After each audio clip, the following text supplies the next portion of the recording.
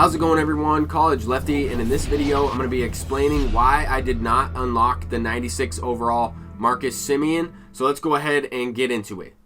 Real quick, we do have a lot of stuff coming out this upcoming Friday. Let me know who you think is going to get upgraded in the roster update on Friday. Okay, I have not really been keeping up with some MLB statistics recently, but I did talk about Ketel Marte's potential to get upgraded once he returns back from injury. I'm a Detroit Tigers fan and a Diamondbacks fan, but I've just been extremely busy as of lately, and I haven't been able to keep up with the major league stats. But we do have a kitchen sink pack coming out that's going to feature a couple different cards I might want to try out. Dallas Keuchel, Eloy Jimenez, Barry Larkin. We have David Robertson. We have Walter Johnson, and we also have Harmon Killebrew. So that's pretty solid. But I stopped the Marcus Semien program right about 94 points. I might go ahead and unlock the 98 point threshold to earn that bat skin, but right here I'm content with where I'm at. I did not complete the Zach Wheeler mission yet to strike out 9 people, and that could be potentially done in ranked seasons regardless. So if I try that card out, who knows, maybe we'll have a decent game with them.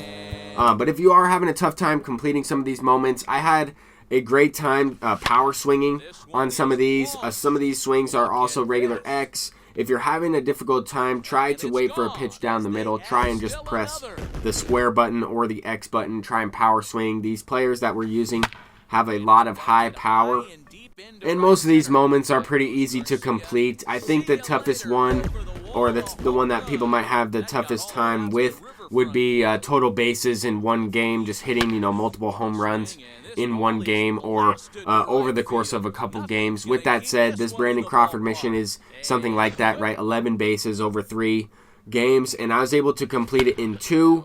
But as we're kind of going through these moments here, I wanted to really explain exactly why I did not complete the collection in order to unlock that Marcus Semien card, and why I sold off all of my Tops Now players, over this last weekend and before this thing even released, because I was expecting Marcus Semien. I did not necessarily think that completing the collection for over 200,000 stubs or right around that price, I just didn't think it was worth it. And I had even locked in some of the players already for Mariano Rivera. But that's what a lot of people talked about in the comment section in my previous videos, that they think that you'll need Marcus Semien for this collection later on in the game cycle. And I just do not think that is the case. I don't think you'll need to collect really any of the Lightning players in order to complete the monthly award collection. And I'll explain exactly why I think that later on.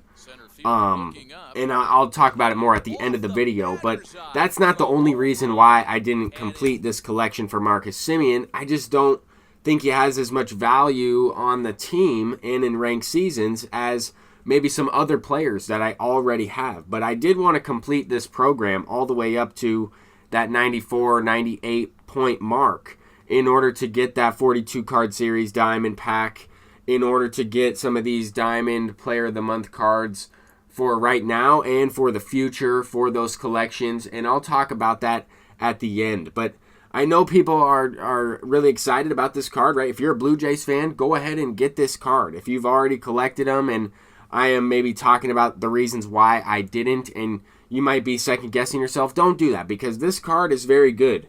This card is very good, but as a content creator, even as a person that's trying out multiple cards, I would lock this card in, try them out for a few games, and then I would not be able to get those stubs back, right? For collecting all of those Tops Now players, for collecting everything you need to in order to unlock this card, I would just not get them back. And I don't think that card's worth 200,000 stubs. Now, this Byron Buxton, to me, is absolutely worth 200,000 stubs, and I could see people using this card all the way through the entire game cycle, like using this card from April till, whenever they stop playing the game, just because this card can really do it all. Marcus Semien can also do it all, right? I mean, he has a little bit of speed. When you parallel him up, he will have, great power, diamond defense, good speed. But I already have the main collections done for Chipper Jones, Alfonso Soriano. I have a super fractured Jackie Robinson. I have the Ronnie Mauricio. I could easily pick up Trevor Story once again. I kind of flipped him on the market because his price went up from what I bought it from. I also have a parallel 4 Fernando Tatis to use at shortstop. So those are, the main positions that Marcus Semien plays: second base, shortstop, third base. And that's why I listed those players in Jackie Robinson, Chipper Jones, Alfonso Soriano also plays second. And then, of course, shortstop. But, I like the squad that I'm using, and there will be other content to come out, right? I know that there's going to be a lot more players coming out, and I completed some of the player of the months last year. I didn't complete all of them, especially towards the end of the year, but most of them you were able to get without doing a collection that cost you stubs. So I didn't think that opportunity cost was worth it in that sense. I have this super fractured Jackie Robinson. Just unlocked this card by completing the conquest, or by working on the conquest to unlock those missions for those player of the month diamonds. And in doing so, I was using Jackie Robinson once I completed the Tops Now missions, and I got this card to super fractured, and he's my favorite card to use. I also have Jordan Groshans and all of the other team affinities to go along with it from season 2.